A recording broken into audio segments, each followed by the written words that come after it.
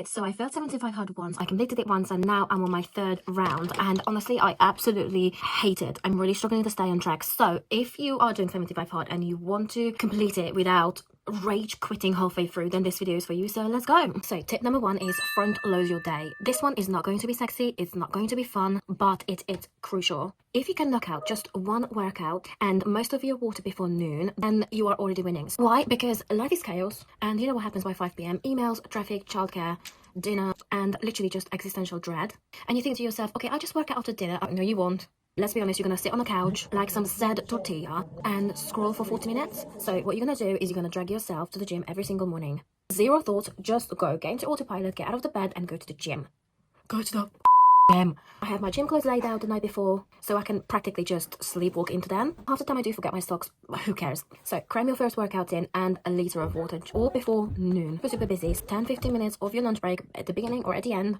Get that book out and read a few pages, because don't leave everything till bedtime. And that way you will buy yourself some breathing room for later in the day. You don't have to cram everything right before bedtime, because honestly that just stresses me out so much. And then tip number two is set up default systems. What do I mean by that? It's that 75 hard isn't just about willpower, mental health, mental toughness challenge, I don't know how they say it. It's all about a system as well, and those systems need to work on an autopilot. So I basically got reminders for everything. I get up in the morning at 5 a.m, go to the gym, already in the calendar as non-negotiable. The second one is setting up reminders to drink my water, because I actually hate drinking water. I could live my life easily not drinking a drop of water ever again. And then set up a reminder to take a progress picture, because honestly that's probably I struggle the most with, to remember to take a progress picture, because I'm rushing around. After the gym I don't have the time. I'll come back, getting changed, go to nursery run, go to school and blah. I don't have the time to just go and take a selfie and a progress picture, so I have to schedule that in. And then for the second workout, I typically do a walk with my little ones. I go to the playground or just get some fresh air. And then the last is just finish your day with some water, read your book. And then again, I use a recurring to-do list. It's the same checklist, copied and pasted every single day, because I just don't want to waste any brain power trying to remember what I have to do. So I basically just follow this list like a productivity robot. So nice and easy. I do use an app, to be honest. You can use your notepad or your calendar, your notes app on your phone. I use a specific app that lets me just check it off. Because I'm telling you, if you rely on vibes and memory to finish this challenge, then you're not going to finish the challenge. Just put it out there, unless I'm sort of superhuman that you're able to finish something and you naturally just gravitate towards doing those things. This is my third round, and still every single day I need to think and be intentional of how I'm using my time and when I'm fitting these things in. And then tip number three is so cheesy, but just make it romantic. So just romanticize the boring bits. But no, seriously, turn everything into the main character energy. It's honestly so cringe, but it works for me. Get the cute water bottle. I don't have a cute water bottle, but anyway, get the cute water bottle, get a cute workout set. I have a cute little lunchbox that I just put my stuff in there. Nice little golden cutlery, because I wanted something pretty that I can take out and think, oh my god, this is so nice. I'm eating with my gold cutlery. Or this is brush, but imagine I'm just eating with my gold cutlery, and it just makes me feel good. And make your walk aesthetic. So we go to this little woody area. We are quite lucky. We're living in the countryside, and we've got lots of woody areas and playgrounds, so it's quite easy to make it romantic and cutesy. At least I think, not when you take your toddlers out, but it's still cute. Because you are doing something super hard. It's 75 hard for a reason, and they're not calling it 75 easy. It's 75 hard because it is hard. So you deserve to trick your brain that you are enjoying it, even if it's fake. And I think this is the spirit of the challenge, that you fake it till you make it. And then these habits becomes your normal day-to-day habits. Maybe not 2 workouts a day, but people should be going to the gym and should be moving their bodies, and they should be hitting the 10K steps. That should be the normal for every single human in my book.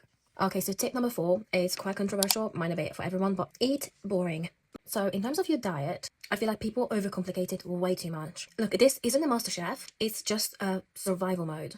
I rotate 2, 3, 4 meals all throughout the week. I meal prep, I put them in the freezer, and then I just pick and choose which one I want to eat. But they're pretty much the same for the week. Yes, I do change them up the week after, because I don't want to eat the same seasoning and chicken and rice and vegetables every single week. So I do change up my spices, my meat, my vegetables. But it's always the same sort of principle. There's always some sort of meat, there's always some sort of vegetables, there's always some carbs, there's always some protein, some oats, some fiber. If you're feeling a bit lazy, just do a wrap. You don't need to cook absolutely everything. Just do a wrap and put shed loads of salad in it, a couple of potatoes, and jobs are good. Because the less I have to think about food, the more likely I am going to stay on track. A bonus tip is keep snacks around at all times. I always have some boiled eggs on me, or a protein bar, or a yogurt, or a rice cake, or whatever fits your plan. Have to have something when you have a moment of, I can't take this day anymore, I'm so stressed out, I'm so hungry, you need to get something. Just have something that you can pick on, because that will help you not to binge on the wrong food. Right, so tip number 5 is the chill workout.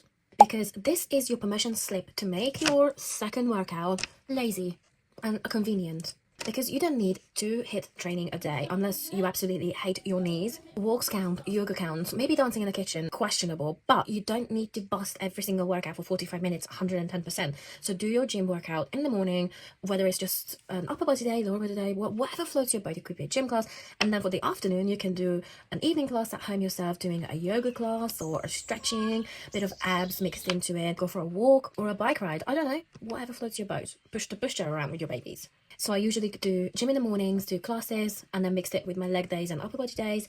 And then in the afternoons, I go for a walk, and that's typically with my little one. And some days I'm literally power walking, like I'm storming off from an argument. And other times I just basically vibe to a podcast in slow motion. So just move your body, tick that box, move on. Right, so tip number 6 is make it public. And I know posting 75 hard is super cringe and you don't need to post on social media. But you know what's even more cringe? It's silently pretending you never even started.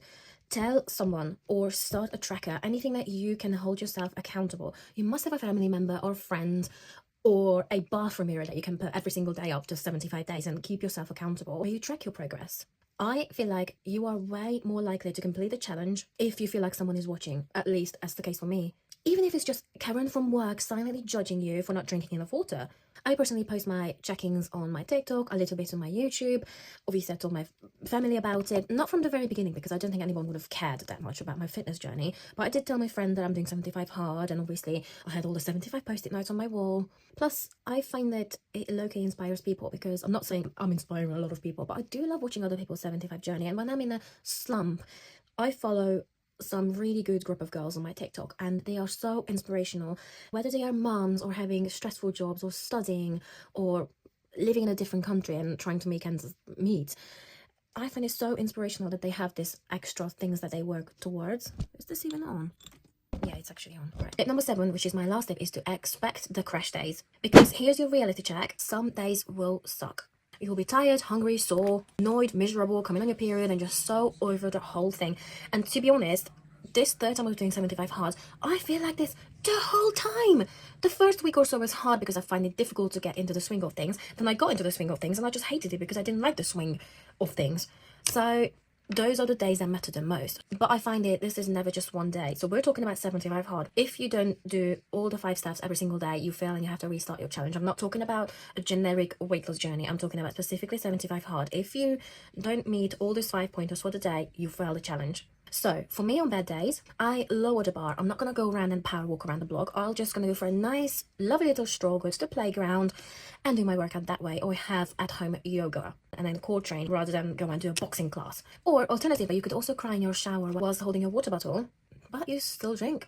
Just don't let the day spiral, because you don't want to start over. At least I don't want to start over. And just remember, this isn't about perfection. It's just about consistency. Doing for 75 days, doing those 5 things consistently. And consistency means that you have to do it even when it sucks, which to me is most of the days, because I don't want to do 2 workouts every single day. I don't want to do 10,000 steps every single day. I don't want to drink that amount of water. And I certainly don't want to eat a healthy diet every single day for 75 days, but I have to. So just to close everything off, I do know 75 hard sounds like another online trend, and it is an online trend. A few years ago I would have never even thought about doing 75 hard, because I just thought, oh, I will blow over. I felt just so off the track last year, and I put on so much weight. I've not felt confident in my own skin, so I thought, if I do a challenge, it has to be a challenge that is challenging me and it will get me back on track and it will push me to my limits, which is what this challenge actually did for me, because honestly, it's absolutely changed the way how I'm showing up in my life. I proved myself that I can do the hard things, not perfectly, and definitely not always with grace and a happy face, and I'm so happy that I'm doing this, but at least I was consistent with it. If you are in the 75 hard challenge now and struggling, just please keep going, because that's what I'm doing. I don't even think about it, I'm just doing it. If you failed before, guess what? Okay, I failed, try it again.